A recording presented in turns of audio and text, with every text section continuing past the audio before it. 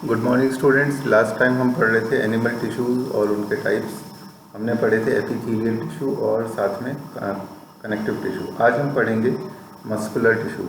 Muscular tissue वो tissue होता है जिसकी विशेषता ये होती है कि ये सिग्नल के अगेंस्ट रिएक्ट करता है ना, मूवमेंट करने में हेल्प करता है, मूवमेंट।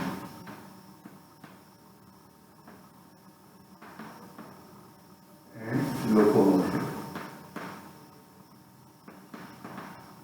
मूवमेंट्स और लोकोमोशन में फ़र्क ये होता है कि लोकोमोशन का मतलब तो है कि ऑर्गेनिज्म का एक से दूसरी जगह जाना, उसमें मस्कुलर टिश्यू हेल्प करता है। और मूवमेंट का मतलब होता है कि उसकी पोजीशन ऑर्गेनिज्म की चेंज नहीं हो रही, वहीं बैठे बैठे उसके ऑर्गन या फिर बॉडी पार्ट्स में हरकत हो रही है, यानी कि मूवमेंट का मतलब है उनका मूव करना।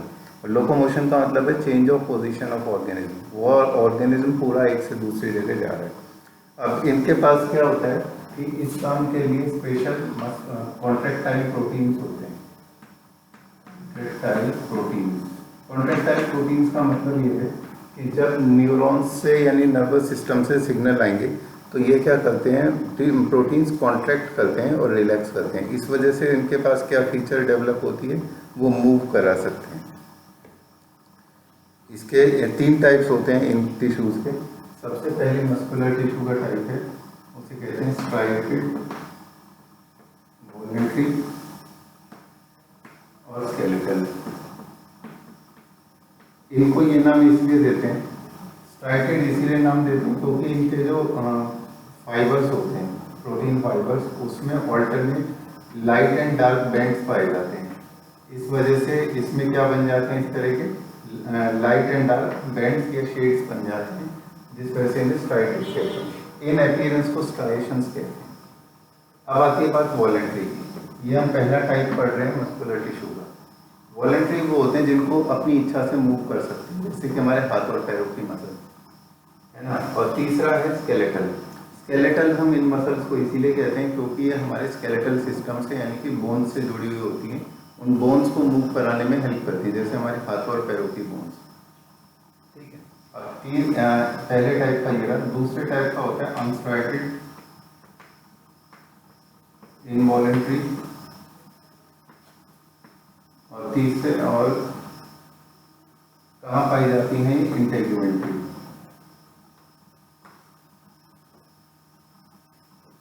ये वाली जो मसल्स होती हैं दूसरे टाइप की, इनके जो मसल फाइबर्स होते हैं यानी प्रोटीन फाइबर्स, वो एकदम स्मूथ होते हैं। स्मूथ का मतलब ये है कि इन पे किसी किस्म के alternate light and dark bands नहीं होते, इस वजह से इन्हें स्मूथ या अनस्ट्राइएटेड कहा जाता है।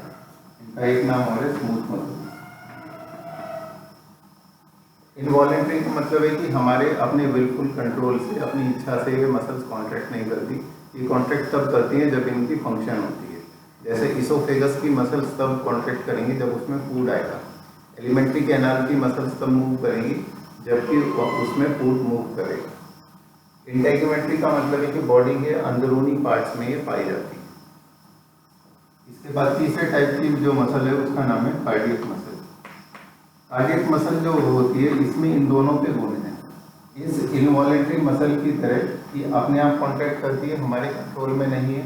और स्ट्राइएटेड की तरह इसके अंदर स्ट्राइएशंस होते हैं, यानी कार्डियक मसल जो कि हार्ट की वॉल यानी कि दीवार में पाई जाती है, वो अपने आप कॉन्ट्रैक्ट और रिलैक्स करती है, हमारी इच्छा से नहीं, इसकी तरह। और साथ में उसमें alternate light and dark bands होते हैं, इसकी तरह, है ना। तो ये थी 3 टाइप के मस्कुलर टिश्यू। इसके बाद बात आती है लास्ट टिश्यू जो एनिमल टिश्यू का है, वो है नर्वस टिश्यू।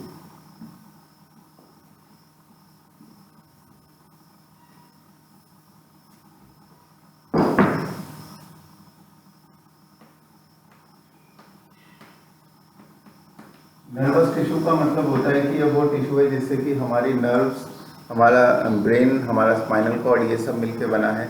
इनका फंक्शन क्या होता है, सिग्नल्स को बाहर से कैच करना एनवायरनमेंट से, जैसे लाइट, साउंड, टेस्ट, है ना, इन सब चीज़ों को ग्रहण करना, टच, और इनको फिर कहाँ भेजना, ब्रेन को भेजना, और फिर सिग्नल को कहाँ तक ट्रांसमिट करना, हमारे जो दूसरे ऑर्गन्स हैं।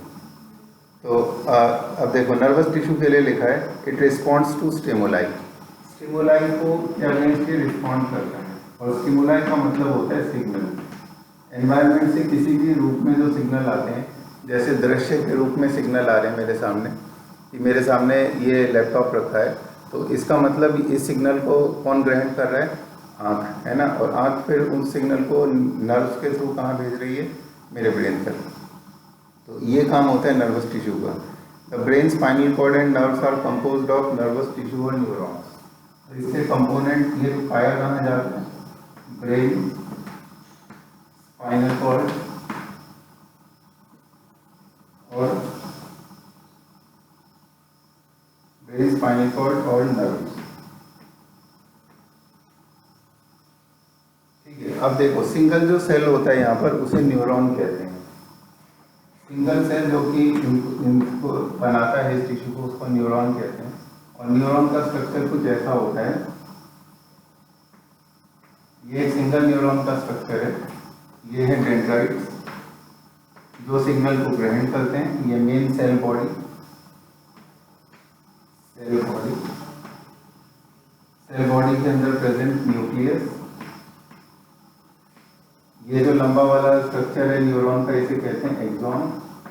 ये सिग्नल को आगे की तरफ लेके जाएगा, यहाँ से सिग्नल आएगा, और इनके ऊपर जो सेल्स होते हैं यहाँ पर एक्सॉन के ऊपर, इनको कहते हैं श्वान सेल, SCHWANN सेल्स। और यहाँ पर ये न्यूरॉन होता है खत्म, जिनको कहते हैं नर्व एंडिंग। तो पूरी बॉडी में ये जो न्यूरॉन्स मैंने बनाए, ये न्यूरॉन्स एक के बाद एक अटैच होते हैं। जैसे एक न्यूरॉन यहाँ खत्म हुआ, इसका एक्सॉन यहाँ खत्म हुआ, ये था इधर का डेंड्राइट, फिर अगला वाला आएगा, है ना, वो डेंड्राइट एक्सॉन, फिर अगले वाला आएगा डेंड्राइट एक्सॉन। तो इस तरह से वो एंड टू एंड कनेक्टेड होते हैं। जैसे कि किसी इलेक्ट्रिक सिग्नल में वायर्स कनेक्टेड होते हैं, उसी तरह से न्यूरॉन्स का फंक्शन है कि जैसे वायर्स इलेक्ट्रिसिटी को ले जाते हैं और एंड टू एंड कनेक्टेड होते हैं सीरीज में, उसी तरह से ये क्या होते हैं, ये लेके जाएंगे सिग्नल्स को। तो इसके जो स्ट्रक्चर थे वो मैंने बता दिया, cell body, cytoplasm, nucleus, dendrite, axon, nerve ending. The neuron impulse allow us to move our muscles only when to want to respond to stimuli। तो यानी कि ये क्या करता है, ये न्यूरॉन हमें इस बात में हेल्प करेगा कि हम जब चाहें अपने बॉडी के ऑर्गन्स को मूव करा सकते हैं। इसके अलावा हमारा ब्रेन जो बॉडी के हर पार्ट और ऑर्गन को कंट्रोल करता है, वो उन तक सिग्नल कैसे पहुंचाता है, वो इन्हीं नर्व्स के थ्रू सिग्नल पहुंचाता है। जैसे कौन सा ग्लैंड कब एंजाइम रिलीज करेगा, कब कहाँ एंटीबॉडी बनेंगे, है ना, कब कोई हार्मोन रिलीज होगा। तो इस तरह की जो कम्युनिकेशन है बॉडी के अलग अलग टिश्यूज़ और ऑर्गन्स में और ब्रेन के साथ, ये सब किसके थ्रू होती है? न्यूरॉन्स के थ्रू होती है। तो अभी हमने इस चैप्टर में एनिमल टिश्यूज़ में कितने टाइप के पढ़े? एपिथेलियल, कनेक्टिव, मस्कुलर और ये चौथा न्यूरॉन। तो इस तरह से हमारे चैप्टर खत्म होता है। Thank you.